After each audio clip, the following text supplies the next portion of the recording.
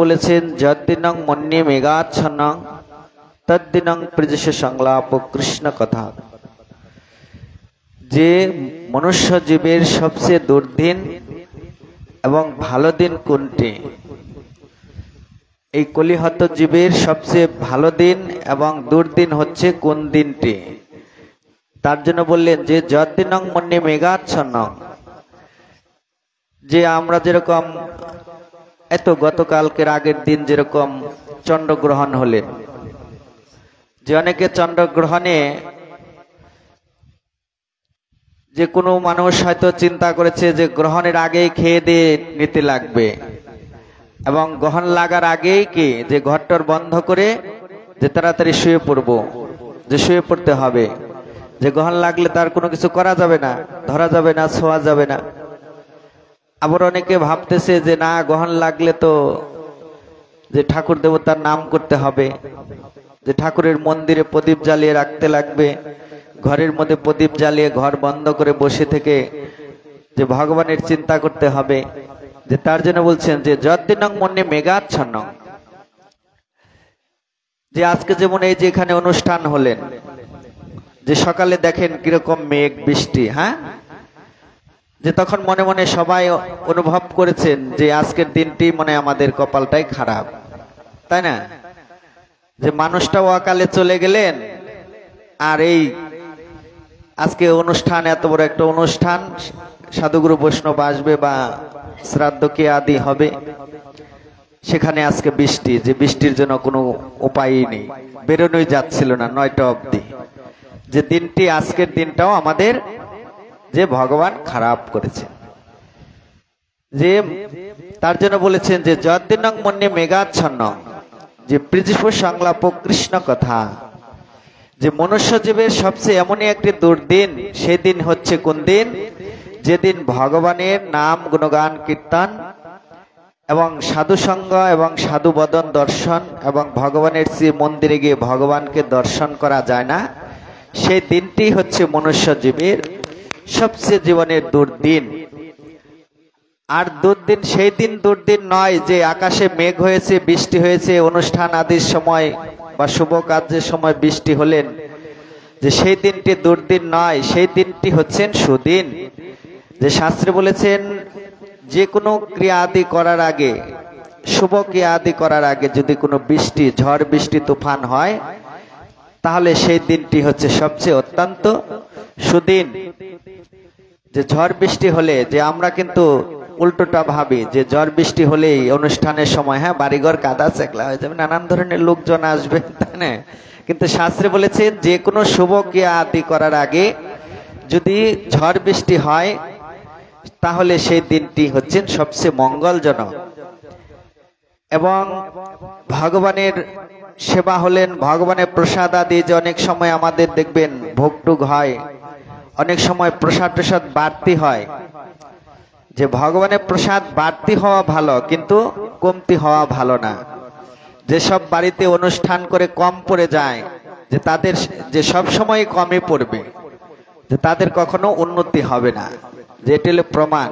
আর যেসব সংসারে ছেলে মেয়ের বিবাহ দেখ বা কোনো বিবাহের পরে যদি কোনো সাধু সেবা, বৈষ্ণব সেবা করে, ভগবানের সেবা করে, বা ছেলে মেয়ে হলেন, নাতিপুতি হলে অন্নপ্রাশন দেয়, অন্নপ্রাশনের যদি অন্নপ্রসাদ আদি বেশি হয়, বাড়তি হয়, তাহলে সেই সন্তানটির হচ্ছে মঙ্গল।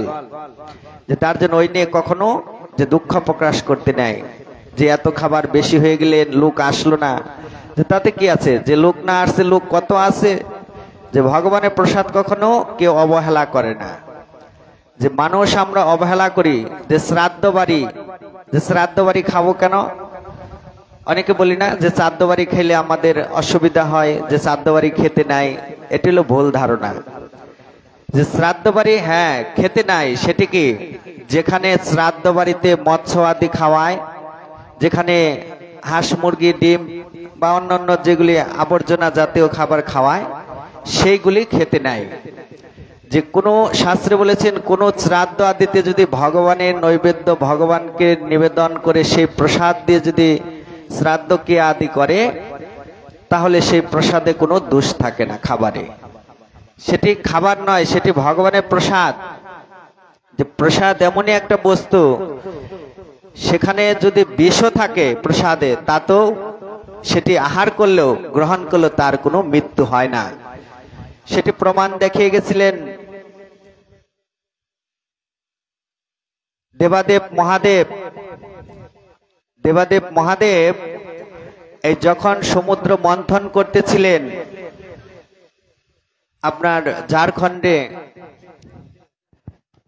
এই সমুদ্র মন্থন করার সময় এই দেবতারা অমৃত খাওয়ার জন্য ভগবানের কাছে গিয়েছিলেন, আর অসুররাও এই অমৃতের লোভে যে ভগবানের কাছে গিয়ে আরাধনা করতে লাগলেন। এখন দেবতারাও গিয়েছে, অসুররাও গিয়েছে, এখন কাদের মধ্যে অমৃত ভাগ করে দিবে? যে কাদের মধ্যে অমৃতটা ভাগ করে দিবে? এই তখন ভগবান কি করলেন, এই অসুর এবং দেবতার মধ্যে এই যুদ্ধ লেগে গেলেন। ওরা বলে আমরা নিব কলসি, অমৃতর কলসি, আর অসুররা বলে না আমরা খাবো, আমরা নিব, আমরা খেয়ে আমরা অমর বল হব, যে অনেক শক্তিশালী হব, যা খুশি তাই করতে পারবো। আর ভালো বস্তু তো খারাপ লোকের পেটে কখনো হজম হবে না, তাই না? যে দেখবেন ভালো জিনিস যে ভালো মানুষই গ্রহণ করে, আর খারাপ জিনিস খারাপ মানুষই গ্রহণ করে। যে তখন কি এই দেবতারা তখন অমৃত খাওয়ার জন্য অনেক চেষ্টা করলেন, কিন্তু এবং অসুররাও অনেক চেষ্টা করলেন। এই মন্দার মধুসূদন সেখানে যে সমুদ্র মন্থন করতে করতে সেই অমৃত উঠে আসলেন, আর এই অমৃত লোভে দেবতারা তখন কি করলেন, যে ভগবান বিষ্ণুর কাছে গেলেন। আর ভগবান বিষ্ণু চিন্তা করলেন, এই অমৃত যদি আমি যদি অসুরদের দেই, আর অসুররা খেয়ে থেকে পৃথিবী ধ্বংস করে ফেলবে, যে অসুরদের দেওয়া যাবে না। সেই অমৃত নিয়ে তারা কি করলেন, এই অমৃতের কলসি নিয়ে ওখান থেকে চলে গেলেন। আর সেই অমৃতের কলসি বিষ না অমৃত সেটি প্রমাণ করেছিলেন এই দেবাদেব মহাদেব। এই অমৃতের মধ্যে বিষ মিশিয়ে খেয়ে তখন কি করলেন, যে শিব তখন ভগবানের কে যে পরীক্ষা দিলেন যে এটি বিষ না অমৃত, তখন বিষ খেয়ে যে অমৃত মনে করে তিনি বিষ ভক্ষণ করে নিলেন। আর সেই বিষ খেয়ে কি করলেন, এই কণ্ঠে অবধি রেখে দিলেন, যে তার হৃদয়ের মধ্যে যেতে দিলেন না। ভগবান বিষ্ণু মনে মনে চিন্তা করলেন যে ভক্ত হচ্ছে আমার প্রাণ, যে ভক্ত আমার আরাধনা করে, যে ভক্ত আমার নাম গুণগান কীর্তন করে, এবং যে ভক্ত আমাকে পূর্ণ বিশ্বাস ভরে ডাকে, সে ভক্তের কোনোদিনও মৃত্যু হয় না। আর বৈষ্ণবের হৃদয়ে সদাই গোবিন্দ বিশ্রাম, গোবিন্দ কহে মম বৈষ্ণব পরাণ। তার জন্য শিব কি করলেন, যে ভগবান যেহেতু হৃদয়ের মধ্যে আছে, যে ওই বিষ হৃদয়ের মধ্যে প্রবেশ করা যাবে না, যে তার জন্য তিনি কি করলেন, এই কণ্ঠে অবধি খেয়ে এই কণ্ঠের মধ্যে রেখে দিলেন। তার জন্য বলছেন যে শ্রাদ্ধ বাড়ি খাবেন না, সেটি হচ্ছে কি, যেখানে ভগবানের নাম গুণগান কীর্তন হয় না এবং ভগবানকে কোনো দ্রব্য অর্পণ করা হয় না, সেই সব শ্রাদ্ধ খেলে তাহলে অপরাধ হবে। যে ওই শ্রাদ্ধ যে মারা গেছেন এবং যার নামে উদ্দেশ্য করে পিণ্ডগুলি দান করতেছে, ওই সব পিণ্ডগুলি যদি ভগবানের অর্পণ না করে, ভগবানকে যদি নিবেদন না করে সেই পিণ্ড যদি দান করে, তাহলে ওই শ্রাদ্ধ খেলে তার অপরাধ হবে। আর যেখানে ভগবানের প্রসাদ দিয়ে এবং তাকে উৎসর্গ করে তার নিবেদন করছেন তার নামে, সেখানে কোনো দোষ থাকে না। সেটি প্রসাদ খাচ্ছে, যে ভগবানের প্রসাদ, যে প্রসাদে কোনো দোষ নাই, যে ওইগুলি হচ্ছে আমাদের মনোবৃত্তি, যে মনের মধ্যে ওইটা একটা ভাবনা থাকে, যে হয়তো খেলে পেটের হয়তো গন্ডগোল করবে, বা যে মরে গেছে সে তো মরে গেছে। যে শ্রাদ্ধ উদ্দেশ্য হচ্ছে শ্রদ্ধার সহিত যিনি ভগবানের আরাধনা করেন, ভগবানের সেবা পূজা অর্চনা আদি করেন, সে ব্যক্তি যদি শাস্ত্রে বলেছেন সে ব্যক্তি শ্রাদ্ধ কে আদি না করলেও যে তাদের কোনো অপরাধ হয় না। যে কেন, সেটি প্রমাণ দেখেন, যে যখন হরিদাস ঠাকুর এই দেহ রেখেছিলেন, যিনি আমাদের নামের আচার্য ছিলেন, মহাপ্রভুর পার্ষদ ছিলেন যে হরিদাস ঠাকুর, এই হরিদাস ঠাকুর মহাপ্রভুর সাথে পুরী ধামে লীলা করেছিলেন। 18 বছর লীলা করেছিলেন। যতদিন পুরীধামে মহাপ্রভু ছিলেন ততদিনই মহাপ্রভুর সঙ্গে হরিদাস ঠাকুর থাকতেন। এই মহাপ্রভু সন্ন্যাস গ্রহণের পরের থেকেই উনি মহাপ্রভুর সঙ্গ নিয়ে থাকতেন। এই হরিদাস ঠাকুর যখন দেহ রাখলেন, যে তার কোনো শ্রাদ্ধ কি আদি করলেন না, যে তাতে কি তার অপরাধ হয়েছেন? যে তার অপরাধ হয়নি। যে কেন? যে তার জন্য মহাপ্রভু বলছেন, যিনি শ্রদ্ধার সহিত গোবিন্দের নাম গুণগান কীর্তন এবং ভগবানের আরাধনা করছেন যে ব্যক্তি, সে ব্যক্তি যদি শ্রাদ্ধ কে আদি যদি নাও করে, কোনো কর্ম আদি, যে শুধু বৈষ্ণব সেবা করলেই তার সমস্ত শ্রাদ্ধের ফল লাভ হয়ে যায়। যে নিজে প্রমাণ দেখিয়ে গেছেন মহাপ্রভু। যে চৈতন্য চরিতামৃতের মধ্য অধ্যায়ে অন্তর্ধান লীলাতে আপনি দেখবেন, হরিদাস চরিত্রে যখন হরিদাস প্রভু দেহ রাখলেন, এই তার মৃতদেহ নিয়ে মহাপ্রভু নৃত্য করতে করতে তিনি এই সমুদ্রের পাড়ে গেলেন। এই গিয়ে সেখানে গিয়ে মহাপ্রভু নিজে হাতে হরিদাসকে সমাধি করলেন। যে কেন? যে ভাগবতে বলেছেন যে ভক্ত আমার হৃদয়, ভক্ত আমার প্রাণ। যে ভক্ত ভগবানকে সদায় সর্বক্ষণ এই দেহ ইন্দ্রিয়ের ধারাতে ভগবানের সেবা আরাধনা করেন, সে ভক্তকে ভগবান সবসময় তার হৃদয়ের মধ্যে রাখে। যে তার জন্য চৈতন্য মহাপ্রভু এই হরিদাস ঠাকুর প্রতিদিন 3 লক্ষ করে নাম করতেন। 3 লক্ষ করে নাম করতেন। যখন 3 লক্ষ নাম করতেন, উনি ওই নাম করতে বসলে যে কারো দিকে তাকাতেন না এবং কারো কথা আদি কোনো কর্ণের ভিতরে প্রবেশ করতেন না। যে একভাবে ধ্যান করে উনি প্রতিদিন ওই তুলসী তলায় ভোর ব্রহ্ম মুহূর্তে বসতেন। এই বসে বসে প্রতিদিন ওই নাম হরে কৃষ্ণ কৃষ্ণ কৃষ্ণ হরে হরে রাম রাম রাম হরে হরে, হরে কৃষ্ণ কৃষ্ণ হরে হরে রাম রাম রাম হরে হরে, এই 16 নাম 32 অক্ষর উনি প্রতিদিনই যে ওই হরির নামের মালা নিয়ে উনি ওই নাম করতে থাকতেন। এইভাবে নাম করতেন বলে এই নবদ্বীপবাসী কিছু তার প্রতি আকৃষ্ট হয়ে গেলেন। যে একজন মুসলমান হয়ে কেন হিন্দু ধর্ম পালন করছে এবং কেন হিন্দুদের নাম করছে, কীর্তন করছে উনি, যে আমাদের ধর্ম করে না। যে কিন্তু মানুষ তো জানে না যে হরিদাস ঠাকুর মুসলমান ঘরে জন্মগ্রহণ করেছে, কিন্তু মুসলমানের সন্তান নয়। যে তিনি ব্রাহ্মণ সন্তান, ক্ষত্রিয় ব্রাহ্মণ ছিলেন এবং তার পিতা ব্রাহ্মণ ছিলেন। আর সেই ব্রাহ্মণ ঘরে জন্ম হলেন এবং কর্ম ফেরে তিনি কি করলেন, ওই মুসলমানের বাড়িতে গিয়ে তার মাতা তাকে জন্ম দিয়েছিলেন। যে ভূমিষ্ঠ হয়েছিলেন, যে আগেকার দিনে মাঝে মাঝে আপনার ওই গ্রামে গ্রামে আপনার ডাকাতে আসতেন, ডাকাতি করতে আসতেন। যাদের বাড়িতে বড় বড় বিল্ডিং, বড় বড় ঘর থাকতো, এই সবকিছু ভেঙে টেঙে নিয়ে এই ডাকাতরা চলে যেতেন। কারো বাড়ি পুড়িয়ে দিতেন বা কারো বাড়িতে সুন্দর মেয়ে টেয়ে থাকলে কোনো তাদেরকে ধরে ধরে নিয়ে যেতেন। তখন একদিন এই হরিদাসের পিতা আর মাতা তারা একটি বনের মধ্যে একটি কুটির বানিয়ে এই বনের মধ্যে থাকতেন। ব্রাহ্মণ ছিল, এই প্রতিদিন যা ভিক্ষা করে আনে ওই তাই রান্না বান্না করে ভগবানকে ভোগ দিয়ে এই তারা প্রসাদ পেতেন। তখন হরিদাস ঠাকুর গর্ভে ছিলেন, মায়ের গর্ভে ছিলেন।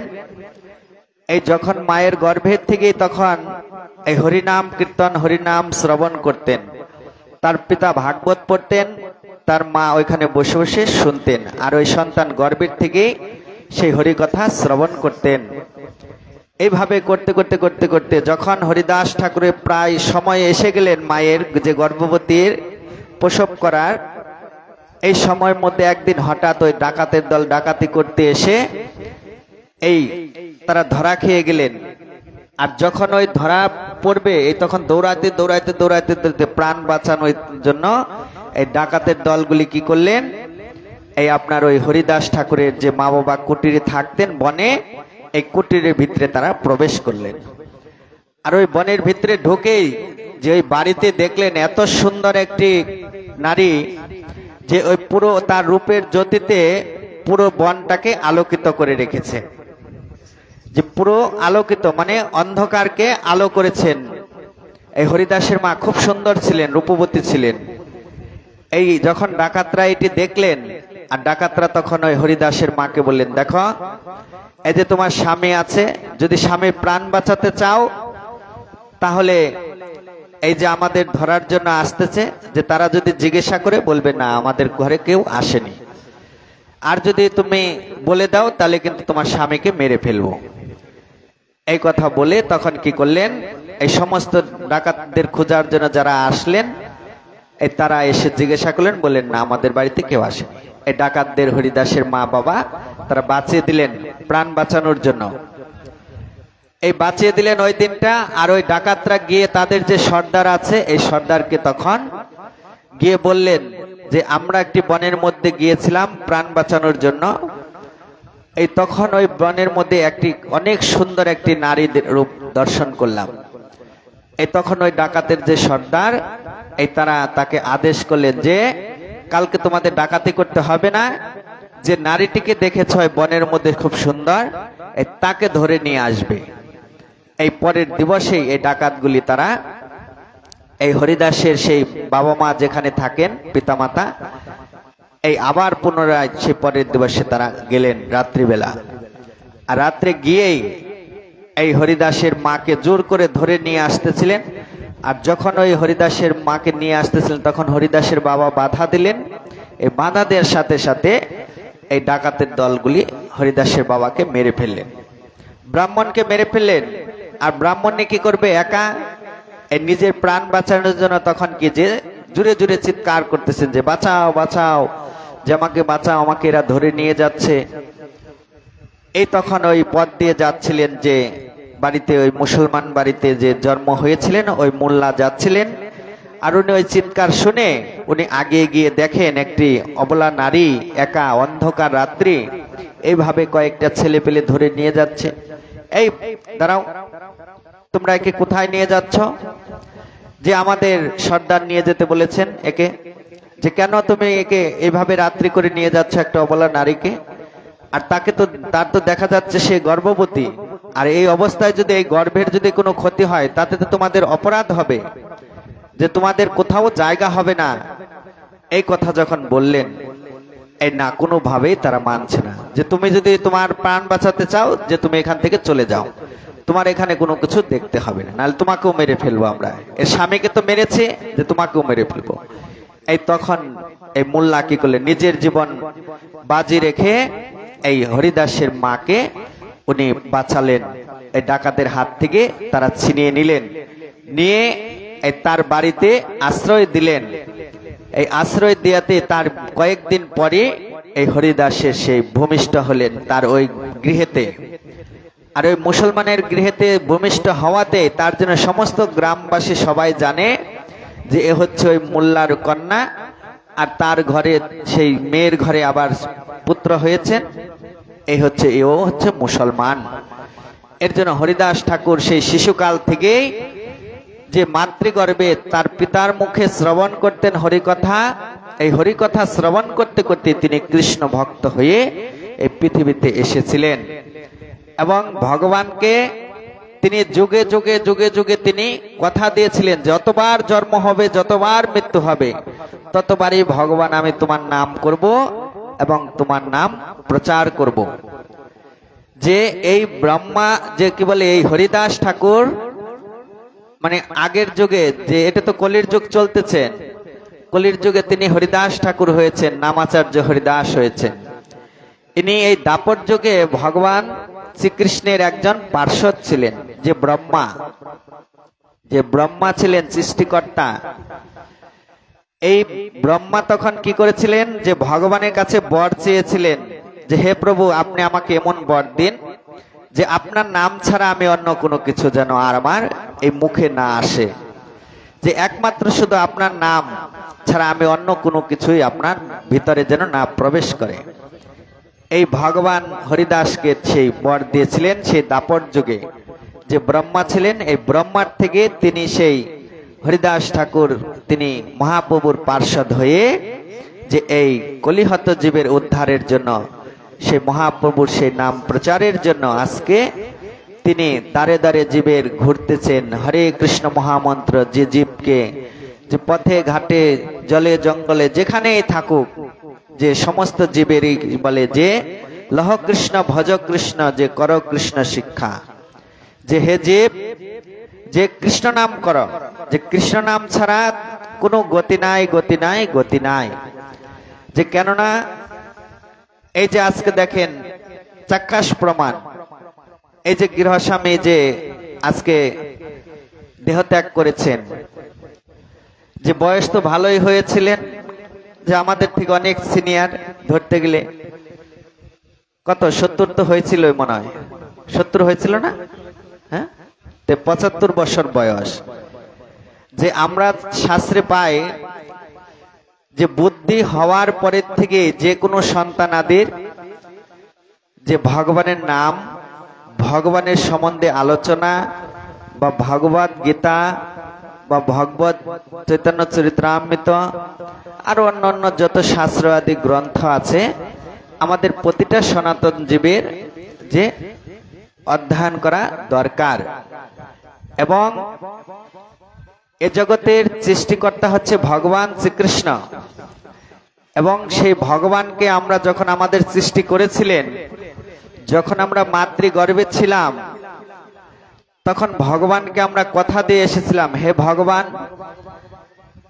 এই যে মাতৃগর্ভে যে এত কষ্ট এত যন্ত্রণা পাচ্ছি, এই অন্ধকার গুহার মধ্যে পড়ে আছি, একটু আলো দেখানোর জন্য তুমি যদি কৃপা করো, যে তুমি আলো দেখাও, তোমার নাম গুণগান কীর্তন করব, এই পৃথিবীতে গিয়ে তোমার নাম করব এবং তোমাকে সদাই সর্বক্ষণ স্মরণ করব।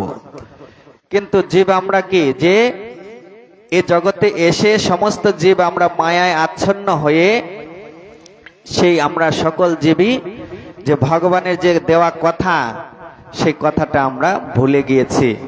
আজকে ভুলে গিয়েছি বলেই আজকে আমাদের এই দুর্দশা, যে ভালো থাকলেও যে জীব ভালো নেই, শান্তিতে নেই। যে প্রতিটা জীব সংসার করছে, প্রতিটা জীবই অর্থ কামাই করছে, রোজগার করছে, অনেক অনেক টাকা পয়সা অনেক আছে, কিন্তু দেখবেন শান্তি নেই তাদের কাছে। যাবেন, গেলে পরে প্রথমেই বলবেন সাধু শান্তরাই ভালো আছেন, তাই না? যে সংসার করেছি, যে সংসারে কোনো শান্তি পেলাম না, যে সার পেলাম না, যে জীবন ভরে খালি খেটেই গেলাম, যে পুত্র আদিকে ভরণ পোষণ করতে করতে গেলাম। কিন্তু দুষ্ট আমাদের কর্মের, যে লোচন দাস ঠাকুর বলেছে যে আপন কর্ম ভোজায় সমন কহে লোচন দাস, যে নিজের কর্ম নিজেরই করতে হয়, যে আপন কর্ম ভোজায় সমন কহে লোচন দাস। যে একটু আগে কীর্তন করলাম, কি বললেন, যে ব্রজের নন্দন ব্রজে যে জন সফল জীবন তার, আর এমনও মাধব না ভজে যে মানব, যে কখনো মরিয়া যাবে। যে জীব আমরা কখনো চিন্তা করি না, যে ভালো খাচ্ছি, ভালো বিছানায় শুয়ে আছে, এসি ঘরে শুয়ে আছে, যে আমাদের যে ভগবান সবকিছু দিয়েছে উপভোগ করার জন্য, এবং উপভোগ করে যদি আমরা ভগবান সবকিছু আমাদের দিচ্ছে, কিন্তু আমরা ভগবানকে একটা বস্তু আমরা দিতে পারছি না। ভগবান কিন্তু আমাদের প্রতিটা ইচ্ছে পূর্ণ করছে, প্রতিটা ইচ্ছে, প্রতিটা জীবেরই ইচ্ছে পূর্ণ করছে না? যে আজকে আপনি বাড়ি চান, বাড়ি হয়ে যাবে, চাকরি চান, ভগবান একদিন না করুক চাকরিটাও হয়ে যায় ভাগ্যক্রমে। আপনি আহার চান, খাবার চান, চাল শেষ হয়ে গেছে, যে চাল চান, চাল দিয়ে দিবে, কোথার থেকে না কোথার থেকে একভাবে ভগবান জুটিয়ে দিবে। যে ভগবান এই জীবের জন্য, প্রতিটা জীবের জন্য তিনি সৃষ্টি করতে,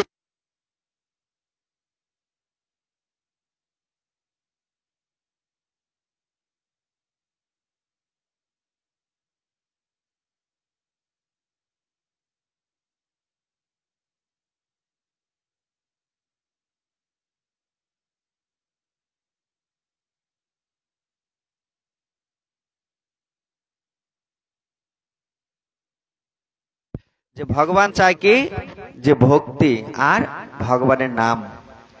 যে জীব আমার নাম করুক এবং আমার প্রতি সদাই সর্বক্ষণ যে ভক্তি রাখুক, যে শ্রদ্ধা রাখুক, তাহলে আমি প্রসন্ন।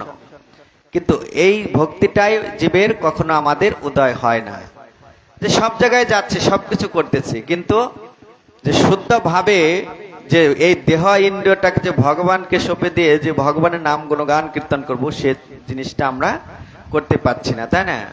কিন্তু সেই জিনিসটা আমরা উপলব্ধি করতে পারছি না। যে বয়স হয়ে যাচ্ছে, যে এখন যদি একটা 40 বছর বা 60 বছরের একটা মাকে যদি বলি যে মা কেমন আছেন, যে আছি, ভালোই আছি, যে তাহলে এখন তো নাতিপুতি বিয়ে হয়ে গেছে, তো একটু হরির নাম করেন, এখন যে ভজন সাধন করেন, যে এখন তো চাকরি বাকরি রিটায়ার হয়ে গেছে, যে এখন ফ্রিতে আছেন, যে বাড়িতে বসে কি করেন, বাড়িতে সময় কাটে না। যে সময় না কাটলে তাহলে মঠ মন্দিরে চলে আসেন, যে ভগবানের নাম গুণগান কীর্তন শুনেন, বিকেলবেলা পাঠ হয় বা সন্ধ্যাবেলা আরতি হয়, ভগবানকে প্রতিদিন এসে দর্শন করেন। তখন বলে কি, বাবা সংসারের যে কাম, ওই সংসারের কাম করেই সারতে পারি না, আর তোমার মন্দিরে আবার কখন যাব। কিন্তু দেখবেন ঠিক এই বাড়ি ও বাড়ি ঠিক সময় পাইতেছে ঘুরার জন্য, কিন্তু ওই ভগবানের সন্ধ্যারতি দেখার সময় যে এমন কাজ আসবে যে ওই সময়টুকু আর সময় নেই। কিন্তু এই বাড়ি ও বাড়ি ঠিক দেখবেন ওই টাইম মতো, কার বাড়িতে গেলে টিভি দেখা যাবে, কার বাড়িতে গেলে সিরিয়ালটা দেখা যাবে, সে সময়টা ঠিক বের করে নেবে, বা কোথায় গেলে একটু সময়টা কাটানো যাবে। কিন্তু আমাদের এটি চিন্তা করতে হবে যে প্রতিটা জীবেরই আমাদের যে সময় থাকতে আমাদের হরিভজন করতে হবে। এই যে আজকে হরিনাম করতেছি, এই হরিনাম করে কি কোনো লাভ আছে? কোনো লাভ নেই। যে কেন? যে নিজে করতে হবে, যে শ্রবণের ধারাতে, স্মরণের ধারাতে ভগবানকে পাওয়া যায়। এই যে আজকে গত হয়েছেন গৃহস্বামী, উনি যদি একটু হরিনাম করতেন বা ভগবানের নাম করতেন, যে ভগবানকে আরাধনা করতেন বা গুরু পাদপদ্ম আশ্রয় গ্রহণ করে ভগবানের সেবা করতেন, তাহলে দেখতেন আরো উন্নত পথে গেতেন, বা ভগবান তাকে আরো কৃপা করতেন। যে আমরা তো প্রতিটা জীবই ভগবানের দাস, প্রতিটা জীব আমরা হচ্ছে নিত্য কৃষ্ণ দাস। যে কর্ম তো করতেই হবে, সংসারের করছে যেহেতু, যে সংসারকে পালন করার জন্য কর্ম করতেই হবে, আহার যোগাতেই হবে, যে তার জন্য কর্মের ফাঁকে ফাঁকেও আমাদের ভগবানের নাম করতে হবে এবং সদ্গুরুর চরণ আশ্রয় গ্রহণ করে হরির নামকে আশ্রয় করতে হবে। শুধু ইহ জগতের আনন্দ ফুর্তি নিয়ে থাকলে জীবন সার্থক হবে না। যে শাস্ত্রে বলেছেন 84 লক্ষ জনে ভ্রমণ করে এই দুর্লভ মানব জন্ম পেয়েছি। 84 লক্ষ বার একটা জীবের মৃত্যু হয়েছেন, আবার 84 লক্ষ বার আবার জন্ম হয়েছে। শুধু এই মানুষ দেহে জন্ম হয়নি বা এই মানুষ দেহ পায়নি যে 84 লক্ষ বার, কোনো হয়তো 30 লক্ষ বার হয়তো আমাদের পশু পাখি জীবজন্তু, পশু মানে নদী নালা খাল বিল, এগুলি হয়ে আমাদের জনিতে জন্ম হয়েছিলেন। বা বনের যে আপনার বৃক্ষ লতা পাতা আছেন, এইগুলি কুলেও আমাদের এই জনিত আমাদের জন্ম হয়েছে। এইভাবে জন্ম হতে হতে যে তারপরে 84 লক্ষ বার জন্ম, 84 লক্ষ বার মৃত্যু হওয়ার পরে যে এই দুর্লভ মানব জন্ম পেয়েছি, এই দেহটা পেয়েছি। এই দেহটা যদি থেকে প্রাণ পাখি বের হয়ে যায়, আবার কি মানুষ হয়ে আসতে পারবো? কেউ বলে যেতে পারবে যে আমি আবার পুনরায় মানুষ হয়ে আসব? বা আমি যে ভগবান নাম করতেছি বা ভগবানের সেবা করতেছি, যে আমিও বলতে পারবো না যে আমি পুনরায় আসব। হ্যাঁ, এটুকু বিশ্বাস আছে যে এ জন্মে যেহেতু করে যাচ্ছে, ভগবানের কাছে এটুকু প্রার্থনা রাখতে পারি যে ভগবান পরের জন্ম যেন তোমার সেবা করতে পারি, যে এটুকু প্রার্থনা রাখতে পারি। কিন্তু বলতে পারি না যে গ্যারান্টি দিয়ে হ্যাঁ আমি আবার পৃথিবীতে আসব, যে আমি আবার পৃথিবীতে আসব। যে কেন? এই দুর্লভ মানব জন্মকে সার্থক করতে গেলে এবং এই দেহটাকে যদি আবার পাওয়ার ইচ্ছে থাকে, তাহলে আমাদের প্রতিটা জীবেরই হরিভজন করতে হবে। যে হরির নাম ছাড়া কোনো জীবের আর গতি নাই, গতি নাই, গতি নাই। এই যে আজকে যত শ্রাদ্ধ কি আদি যত দান ধ্যান করলেন, এগুলি কিছুই না, এগুলি লোক দেখানো। এগুলি লোক দেখানো, যে পিতামাতা মারা গেছেন, যে তার জন্য বৈষ্ণবদেরই হোক ব্রাহ্মণদেরই হোক, যাকেই আপনি দান দেন করেন, এগুলি হচ্ছে লোক দেখানো, লৌকিক। যে না করলে মানুষের শ্রাদ্ধ কি আদি না করলে মানুষও খারাপ বলবে, যে অমুকে এত কিছু রেখে গেছে, হ্যাঁ, যে শ্রাদ্ধের সময় কি দিল দেখলাম, একটা খাটও দিল না, একটা লেপ তুষকও দিল না। যে যদি ওই ভালো ভালো দেয় তখন কি করবে, হ্যাঁ অমুকের ছেলে দেখেন গা শ্রাদ্ধ করছে, রাজস্বিক শ্রাদ্ধ, দেখে ভালো খাট দিছে, ভালো গরু দিছে, ভালো সোনা দিছে, অনেক কিছু দান দেন দিছে, মানে তখন শ্রাদ্ধটা ভালো হয়। এটা সবার ক্ষেত্রে, যে যখন যত দান ধ্যান দিবেন তখন শ্রাদ্ধ ভালো হয়েছে, আর যত দান ধ্যান কম দিবেন তখন কিন্তু না, কিছু বাকি আছে ওইখানে, কিছু বাকি আছে, যে ওইটা কি, যে আবার করতে লাগবে, যে কিছু আবার আসবে। যে না, যে শ্রাদ্ধ হচ্ছে শ্রদ্ধার সহিত যে জীব যে ভগবানের সেবা নাম গুণগান কীর্তন করে সেটি হচ্ছে শ্রাদ্ধ বলে। যে ভগবান বিষ্ণুর আরাধনা করেন এবং ভগবানের বিষ্ণু যে এ জগতে মানুষ সৃষ্টি করে সন্তানাদি কিসের জন্য, যে নিজের মঙ্গলের জন্য। যে আজকে আমি গত হব, আমার যদি একটা পুত্র থাকে, সে পুত্র আমার শ্রাদ্ধ ক্রিয়াদি করবে, আমাকে উদ্ধার করবে, এবং আমার যদি একটা কন্যা থাকে, সেই কন্যা আমার ক্রিয়াদি করবে, আমাকে উদ্ধার করবে। আর যদি সন্তান না থাকে, নিজের সন্তান না থাকলে তাহলে অন্য কোনো সাধুগুরু বৈষ্ণবের ধারাতে ক্রিয়াদি করতে হয়, যে শ্রাদ্ধাদি করতে হয়, বা কোনো বৈষ্ণব সেবা দিতে হয়। যে এর জন্য বলছেন, যিনি শ্রদ্ধার সহিত ভগবানের আরাধনা, ভগবানের নাম গুণগান কীর্তন, এবং যে সন্তান ভগবানের নাম গুণগান কীর্তন করেন, সে সন্তান শ্রাদ্ধ কি আদি না করলেও কোনো অসুবিধা নেই। কিন্তু আমাদের সামাজিক হিসেবে কিছু কর্ম করতে হয়, যে না করলে মানুষে খারাপ বলবে। সমাজ বলতে একটা কিছু আছে তো, যে ওটার জন্য কিছু কর্ম করতে হয়, তাই না? যে তাছাড়া কোনো কিছুই নয়। যে শ্রদ্ধার সহিত, তাই আজকের দিনে এই আমাদের যে নামাচার্য হরিদাস ঠাকুরের, যে কেউ যদি মারা যায় বা গত হয়, তাহলে তাদের এই হরিদাস ঠাকুরের কথা নির্জন লীলা শ্রবণ করতে হয়। যে কেন মানব জন্ম হচ্ছে দুর্লভ জন্ম, এই দুর্লভ জন্ম পেয়েছি, এবং এই দুর্লভ জন্ম পেয়ে আমাদের প্রতিটা জীবেরই হরিনাম করতে হবে এবং গুরু পাদপদ্ম আশ্রয় গ্রহণ করতে হবে। যে প্রতিটা মানুষেরই, যে আজকে আমি করছি বলে যে আমি বেঁচে যাব, আমি উদ্ধার হয়ে যাব, ভগবানের চরণ পাবো, কিন্তু না। এ জগতে সবাই আমরা ভগবানের দাস, যত মানুষ আছে সবাই ভগবানের দাস। যে তাই ভগবানের দাস হয়েছে, যে ভগবানের তাহলে আমাদের কর্তব্য করতে হবে।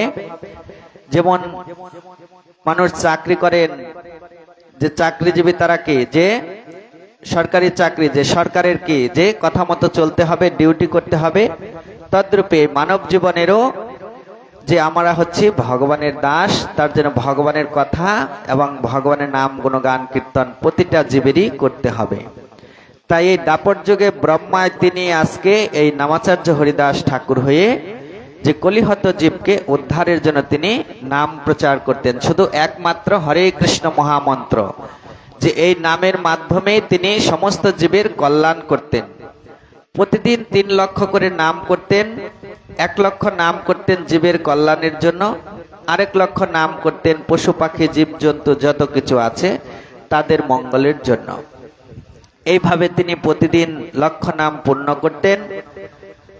এইভাবে করতে করতে যখন চৈতন্য মহাপ্রভু এই জীব শিক্ষার জন্য এই পৃথিবীতে ধরাধামে আসলেন, তখন ওই শান্তিপুরে অদ্বৈত প্রভুর গৃহে উনি কয়েকদিন ছিলেন, সপ্তাহখানিক ছিলেন সন্ন্যাস গ্রহণ করে। যে সন্ন্যাস গ্রহণ করে তো নিজের বাড়িতে যাওয়া যায় না, যে নিজের আশ্রমে যেতে নাই, যে পূর্ব আশ্রমে, তাহলে গৃহস্থের অকল্যাণ হয়। যে নিজের পূর্ব আশ্রমে যেতে নাই, অন্য বাড়িতে থাকতে পারে বা অন্য গ্রামে গিয়ে থাকতে পারে, কিন্তু নিজের বাড়িতে পিতৃভূমিতে গিয়ে থাকতে নাই। আর থাকলেও তিনি 3 রাত্রির অতিবাহিত, মানে 3 রাত্রি বেশি থাকতে পারবে না নিজের পিতৃগৃহে। এই তখন মহাপ্রভু চিন্তা করলেন, নিজের পিতৃগৃহে তো যেতে পারবো না, কারণ ওইখানে আমার স্ত্রী আছেন, আর সন্ন্যাসীদের স্ত্রীর মুখ দর্শন করতে নাই, এই অপরাধ হবে। এর জন্য তিনি কি করলেন, এই মহাপ্রভু গিয়ে উঠলেন কোথায়? যে শান্তিপুরে অদ্বৈত প্রভুর বাড়িতে তাকে নিয়ে গেলেন। আর ওইখানে গিয়ে অদ্বৈত প্রভুর গৃহেতে এই মা সচী মাতা এবং আরো অন্যান্য যত ভক্তরা ছিলেন নবদ্বীপবাসী সবাই মহাপ্রভুকে গিয়ে ওইখানে দর্শন করতেন। এখন যখন ওই মহাপ্রভু ওই শান্তিপুরে অদ্বৈত প্রভুর গৃহে আছেন, এই কথা শুনলেন আপনার রঘুনাথ দাস গোস্বামী এবং হরিদাস ঠাকুর আরো অনেক অনেক পার্শ্বদগণ, তারা গিয়ে এই মহাপ্রভুর সঙ্গ লাভ করলেন। এইভাবে সপ্তাহখানিক থেকে মহাপ্রভু কি করলেন?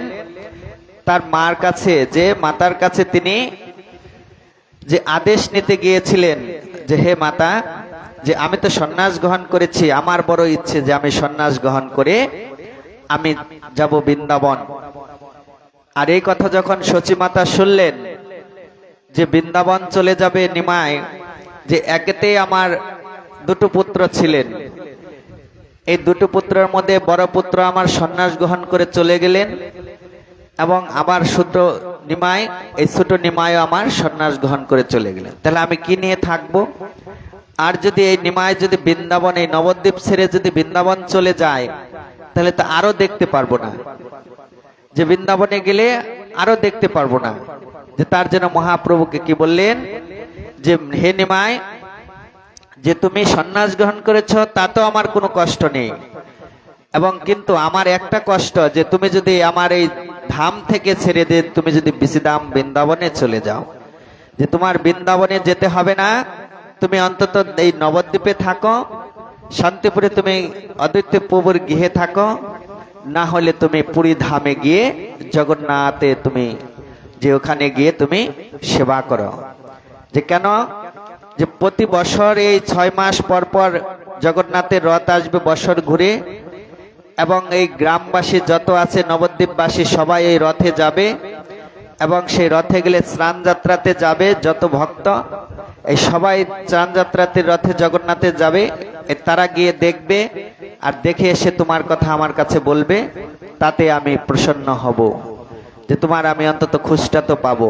আর বৃন্দাবনে গেলে তো তোমার আর কোনো খুশ পাবো না সেখানে, যে তুমি বৃন্দাবন না গিয়ে তুমি পুরী ধামে গিয়ে এই জগন্নাথের কৃপা লাভ করো। এই মাতৃর কথায় এবং মায়ের আজ্ঞা মতো এই মহাপ্রভু তখন কি করলেন? শান্তিপুর ছেড়ে গিয়ে এই পুরী ধামে রইলেন। মহাপ্রভু সন্ন্যাস গ্রহণ করেছিলেন, মানে সংসার জীবনে ছিলেন আপনার 24 বছর বয়স অবধি। 24 বছর বয়স অবধি উনি সংসার ধর্ম পালন করেছেন। আর 6 বছর উনি সন্ন্যাস গ্রহণ করেছেন 24 বছর বয়সে করে উনি পুরী ধামে চলে গেলেন। এই পুরী ধামে গিয়ে উনি 18 বছর লীলা করেছিলেন জগন্নাথে। 18 বছর লীলা করেছিলেন, মানে 18 বছর ছিলেন পুরীতে। আর 6 বছর উনি লীলা করেছেন, সমস্ত দেশে ভ্রমণ করেছেন, যত আছে দক্ষিণ ভারত টারত উত্তর, মানে আপনার এই বঙ্গ দেশে যা আছে মানে তীর্থগুলি ভ্রমণ করেছেন। যে গয়া কাশী যত তীর্থ আছে এই সমস্ত তীর্থগুলি উনি দর্শন করেছেন। যে কেন দর্শন করেছেন? যে ভগবান হয়ে তার আর তীর্থ স্নান করার কি দরকার, বা তীর্থে যাওয়ার কেন দরকার ছিলেন? যে দরকার ছিলেন এর জন্য যে জীবকে শিক্ষা দেওয়ার জন্য, যে তীর্থগুলিকে পবিত্র করার জন্য এই চৈতন্য মহাপ্রভু তিনি আপনার এই সমস্ত ভ্রমণ করেছেন। যে 6 বছর যে সব জায়গা পরিদর্শন করেছেন। এই করতে করতে এই 18 বছর আর 6 বছর আর হচ্ছে 24 বছর, এই হচ্ছে 48 বছর মহাপ্রভুর লীলা করে গেছেন এই ধরাধামে। এই তার জন্য তার এই লীলা করতে করতে হরিদাস ঠাকুরও এই পুরী ধামেই ছিলেন। জগন্নাথ মন্দিরে প্রতিদিন হরিদাস ঠাকুর দর্শনে আসতেন, মহাপ্রভু দর্শনে আসতেন, এবং অন্যান্য পার্শ্বদরাও তারাও আসতেন দর্শন করতে। মহাপ্রভু এবার প্রতিদিন দর্শন করতেন জগন্নাথ। কখনো কখনো মহাপ্রভু জগন্নাথ দর্শন করে তার বাহু দশা হয়ে গেতেন, মানে অজ্ঞান হয়ে গেতেন। মানে ভগবানকে দর্শন করতে করতে তার ভিতরে একটা এমন ভাব এসে গেতেন যে তিনি কি করতেন? মোচ্ছন্ন হয়ে ওই জগন্নাথ মন্দিরে পড়ে গেতেন, কোনো জ্ঞান থাকতো না। আর তখন ওই সমস্ত ভক্তরা ধরে টরে নিয়ে এই বাড়িতে নিয়ে যেতেন। আর ওইখানে অনেক সময় ঘন্টার পর ঘন্টা ওই অজ্ঞান হয়ে পড়ে থাকতেন। যখনই মহাপ্রভুর ওই করেনের সামনে যখন হরে কৃষ্ণ বলতেন, মহানাম গুণগান কীর্তন করতেন, ওই সময় তিনি আবার কি করতেন, ওই কৃষ্ণ নাম শোনা মাত্রই তিনি আবার লম্ব লাভ দিয়ে দুই বাহু উত্তোলন করে তিনি আবার নৃত্য করতে থাকতেন। যে তার নামের প্রতি খুব শ্রদ্ধা ছিলেন এবং ভক্তি ছিলেন। আর এই হরিদাস ঠাকুর সেই থাকতেন সিদ্ধ বকুল তলায়। যে বকুল হচ্ছেন সিদ্ধ, যে বকুল ভগবান জগন্নাথের দাতন করতেন, এই দাতন করা সেই বৃক্ষের ডালটা ছিল, বকুল ডালটা, এই ডালটা ওই যে হরিদাস ঠাকুর একটি মাটির মধ্যে পুঁতে রেখেছিলেন। আর ওই পুঁতে ওই ডালের থেকেই একটি বকুল বৃক্ষ হয়েছিলেন। এখনো আপনি দেখবেন যে পুরীতে গেলে এই বকুল বৃক্ষটা এখনো আছেন। যে হরিদাস ঠাকুরের সেই ডাল থেকে যে বকুল বৃক্ষটা হয়েছিলেন, তার যে গুড়াটা এখনো সেই মেডিসিন দিয়ে এখনো ডালটা রেখেছেন আপনার হরিদাস ঠাকুর, যে সিদ্ধ বকুল বলে জায়গাটির নাম, ওইখানে রেখে দিয়েছেন। আর ওইভাবেই তিনি ওইখানে দীর্ঘদিন লীলা করতে থাকলেন। এই প্রতিদিন উনি নাম করতেন, হরে কৃষ্ণ মহামন্ত্র জপ করতেন।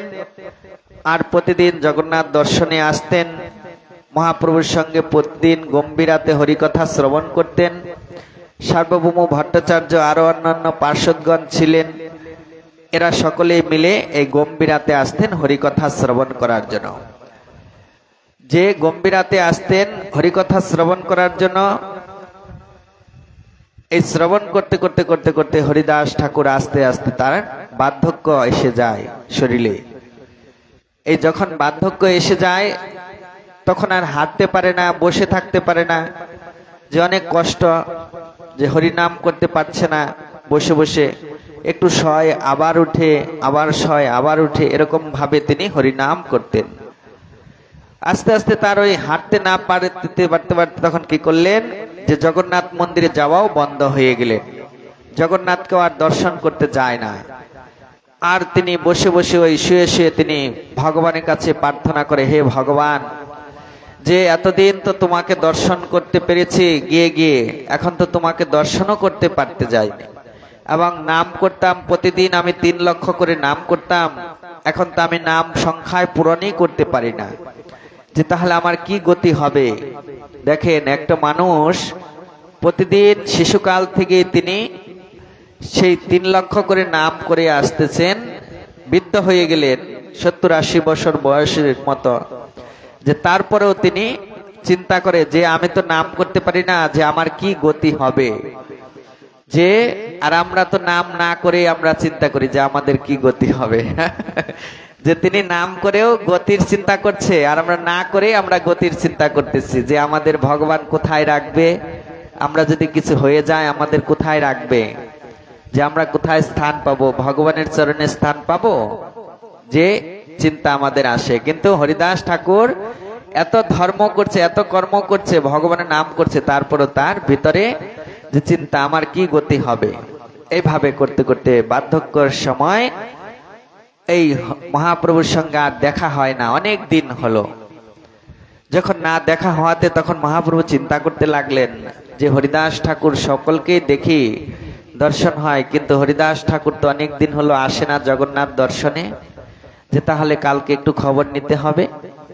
এই মহাপ্রভু তখন তার যে সেবক ছিলেন, যে তখন ওই সেবককে বলেন যে হে গোবিন্দ, যে তুমি একটু জগন্নাথের প্রসাদ নিয়ে আজকে একটু হরিদাসের খোঁজ নিয়ে আসো। এই তখন মহাপ্রভু সেই হরিদাসের জন্য প্রসাদ পাঠালেন গোবিন্দের হাতে। তিনি তখন নিয়ে এই সিদ্ধ বকুলে গিয়ে দেখলেন এই রৌদ্রু, মিষ্টি মিষ্টি রৌদ্রু, এই রৌদ্রের মধ্যে হরিদাস ঠাকুর একটি চাদর বিছিয়ে মাদুরের উপরে উনি শয়ন করে আছেন আর হরে কৃষ্ণ মহামন্ত্র জপ করছেন শুয়ে শুয়ে। আর তখন হরিদাস ঠাকুরকে এই বার্ধক্য গিয়ে দেখে গোবিন্দ তখন সেই প্রসাদটি হরিদাস ঠাকুরকে দিলেন। আর হরিদাস ঠাকুর সেই প্রসাদ পেয়ে তিনি কান্না মানে চোখের জল ফেলতে লাগলেন যে হে প্রভু, যে তুমি তো প্রসাদ নিয়ে এসেছ, কিন্তু আমি তো সেই নাম এখনো আমার সংখ্যা পূরণ হয়নি যে আমি প্রসাদ কি করে গ্রহণ করি, যে আমি প্রতিদিন সংখ্যা গুণে নাম করি, প্রতিদিন 3 লক্ষ করে নাম করি, সেই নাম আমার এখনো পূর্ণই হয়নি, যে আমি কি করে প্রসাদ গ্রহণ করি। আবার এক মনে চিন্তা করতেছেন যে ভগবানের প্রসাদ, যে জগন্নাথের প্রসাদ আর ভগবানের নাম, এই দুটি কোনো অভেদ নয়, যে একই বস্তু, যে ভগবানের সেই মুখের লালা মিশ্রিত প্রসাদ হয়, ভগবান গ্রহণ করলে তার প্রসাদ গুলো অমূল্য, আর ভগবানের নামও অমূল্য, যে এই নাম করলেও ভগবানের প্রসন্ন হয়। যখন কোনটা করব, এই প্রসাদকে অবহেলা করা যায় না, নামকে অবহেলা করা যায় না। যে তখন মহাপ্রভুর সেই প্রসাদ পেয়ে হরিদাস ঠাকুর নাম বন্ধ রেখে একটু প্রসাদ গ্রহণ করলেন। জগন্নাথের যেহেতু প্রসাদ, যে প্রসাদ বস্তু বলতেই যখনই কোনো মানুষ মঠ মন্দিরে যান বা কোনো রাস্তায় দেখেন বা কোথাও যদি বলে এই মা প্রসাদ নিয়ে যাও, যে পরে আসবো না, যে প্রসাদের কথা শুনলে অন্তত কিঞ্চিত হলেও, যে কণিকা হলেও সে প্রসাদ গ্রহণ করতে হয়। ভগবানের প্রসাদ অন্তত, যে কেন, যে ভগবানের অহেতুকী কৃপা, যে প্রসাদ হচ্ছে অহেতুকী কৃপা মানে ভক্তি, যে কিঞ্চিত মাত্র কণিকা মাত্র প্রসাদ পেলেও তার এ জন্মটা সার্থক হবে। যে তার জন্য প্রসাদ যেখানে হোক, যে ভগবানের প্রসাদের কথা বললে অন্তত প্রসাদ হাতে নিতে হয় এবং কণিকা হলেও প্রসাদ গ্রহণ করতে হয়। এই তখন হরিদাস ঠাকুর সেই জগন্নাথের প্রসাদ গ্রহণ করলেন, করে কিছু প্রসাদ রেখে দিলেন, পারছে না, বয়স হয়ে গেছে না। এই তখন তার সেবক চলে আসলেন, মহাপ্রভুর সেবক গোবিন্দ এসে তখন মহাপ্রভুকে সমস্ত বৃত্তান্ত বললেন হরিদাস ঠাকুরের। এই পরের দিবসে হরিদাস ঠাকুরকে দর্শন করার জন্য মহাপ্রভু নিজেই আবার সে সিদ্ধ বকুলে গেলেন। আর যখন সিদ্ধ বকুলে গেলেন, গিয়ে দেখেন হরিদাস ঠাকুর নাম করছে, হরে কৃষ্ণ মহামন্ত্র জপ করছে। আর মহাপ্রভুকে দেখে তার খুব আনন্দ হতে লাগলেন, যে প্রভু আপনি এসেছেন, যে আপনি তো কালকে প্রসাদ পাঠিয়েছেন, প্রসাদ গ্রহণ করেছি, যে কিন্তু আমার খুব কষ্ট। যে কেন? যে মহাপ্রভু জিজ্ঞাসা করলেন, হরিদাস কেমন আছো তুমি? যে মহাপ্রভুকে বললেন যে হরি প্রভু, যে আমি তো ভালো আছি কিন্তু আমার মন ভালো নেই, যে আমার দেহ ভালো আছে কিন্তু আমার মনটি ভালো নেই। যে কেন প্রভু?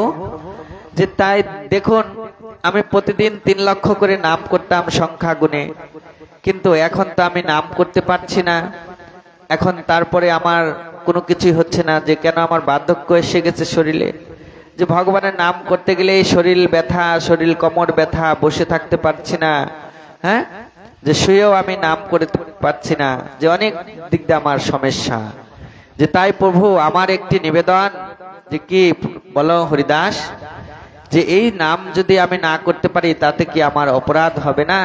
যে তখন মহাপ্রভু বললেন যে হে হরিদাস, যে সিদ্ধ দেহ আর সিদ্ধ করার কি দরকার, যে তুমি তো এমনিতেই সিদ্ধ পুরুষ, যে তোমার যে নাম করেছ, এই প্রতিদিন লক্ষ নাম পূর্ণ করেছ, জলপন তো তুমি গ্রহণ করনি।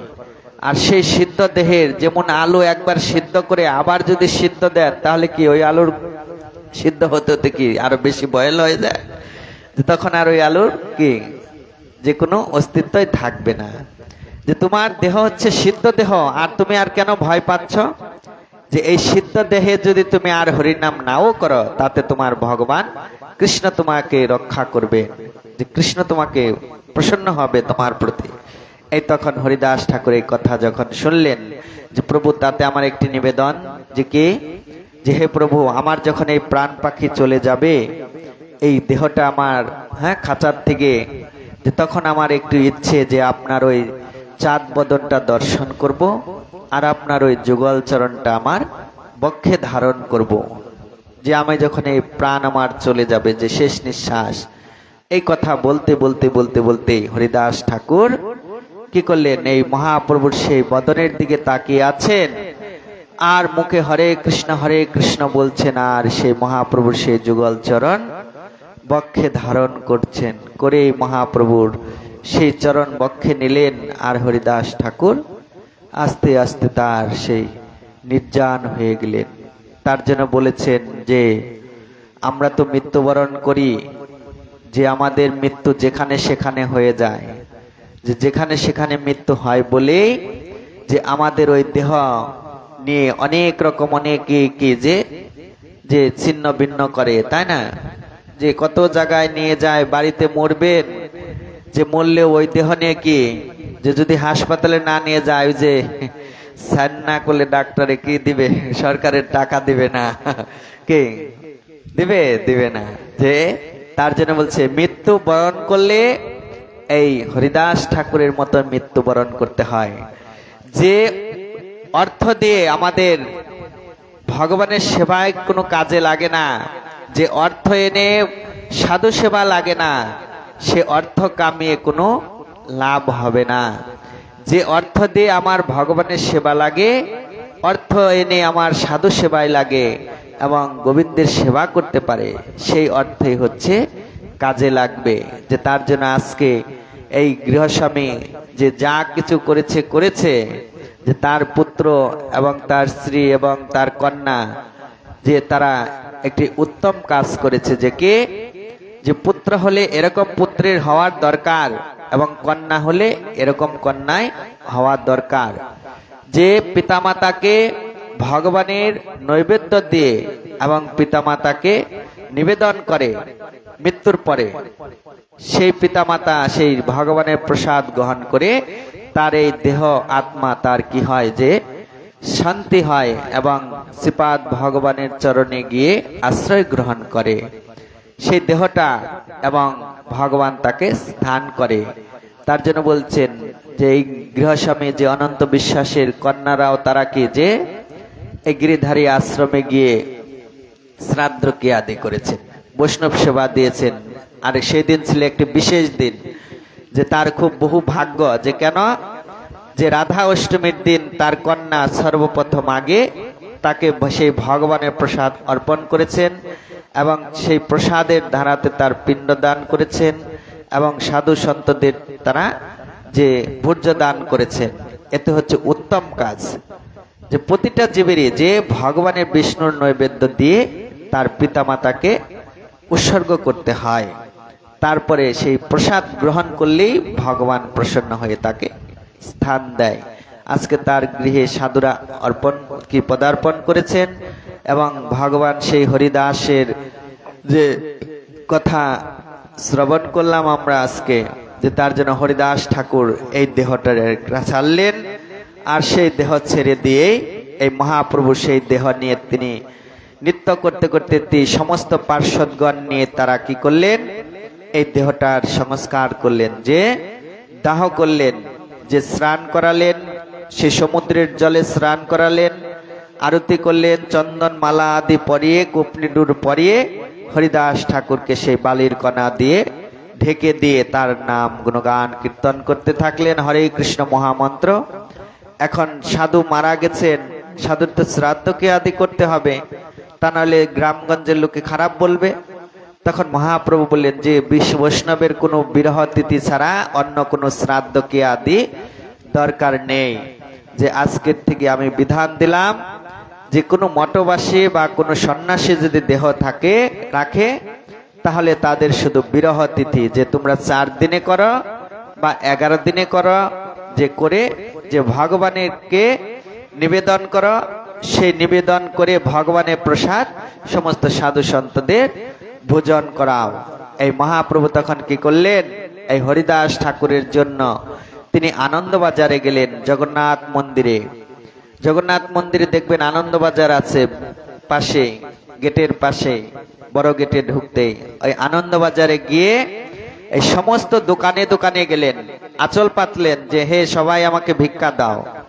আর যখন মহাপ্রভুকে দেখলেন, সমস্ত দোকানদারগুলি তারা কি করলেন, যাকে যেখানে 1 কেজি দিতে হয় সেখানে 2 কেজি দিয়ে দেয়, যেখানে আধা কেজি দিতে হয় সেখানে 1 কিলো দিয়ে দেয়। এইভাবে সমস্ত কিছু কিছু কিছু কিছু দোকানে গেলেন, আর যেসব দোকানে না গেলেন তারা খুব মনে কষ্ট পেতে লাগলেন। তার জন্য মহাপ্রভু তখন কি করলেন, এত প্রসাদ হয়ে গেলেন জগন্নাথের, তিনি ওই আনতে পারছে না, এবং তারপরে তার যে পার্ষদগণ ছিলেন তারা সকলেই টুপরি নিয়ে নিয়ে নিয়ে গিয়ে সকল দোকান থেকে ভিক্ষা মেগে এই হরিদাস ঠাকুরের সেই নির্জন নীলা এবং হরিদাস ঠাকুরের নামে মৎসব করলেন, যে ভগবানের সেবা দিলেন, যে জগন্নাথের প্রসাদ, এই সমস্ত প্রসাদ ডাকলেন যে ভক্তগণকে, যে সকল ভক্তগণ আসো, যে আজকে হরিদাসের বিরহ তিথি পালন হবে এবং জগন্নাথের প্রসাদ দিয়ে, যে জগন্নাথের প্রসাদ দিয়ে। আর সমস্ত ভক্তরা সেই সারি সারি বসলেন আর মহাপ্রভু নিজ হস্তে সমস্ত ভক্তদের প্রসাদ বিতরণ করলেন এবং নিজেও ভোজন করলেন, করে শ্রী হরিদাস ঠাকুরের জয় ধ্বনি দিয়ে সকলেই সেখান থেকে আবার যার যার নিজ কর্মে সকলেই ফিরে গেলেন। বলা হো নামাচার্য হরিদাস ঠাকুর কে জয়, নির্জন তিথি কে জয়, জয় নিতাই গৌর প্রেমানন্দে হরি বল। তাহলে প্রতিটা জীবেরই আমাদের যে মৃত্যুবরণ করলে তাহলে আমাদের চিন্তা করতে হবে, যদি মৃত্যু হয় তাহলে এরকম ভাবে যেন আমরা মৃত্যুবরণ করতে পারি। যে কেন, যে সাংসারিক জীব কত অপরাধ করতেছি দিনের মধ্যে, কত অপরাধ করতেছি দিনের মধ্যে, কত জীব হত্যা করতেছি, কত জীবকে লালন পালন করতেছি, আবার কাটতেছি, আবার ধুইতেছি,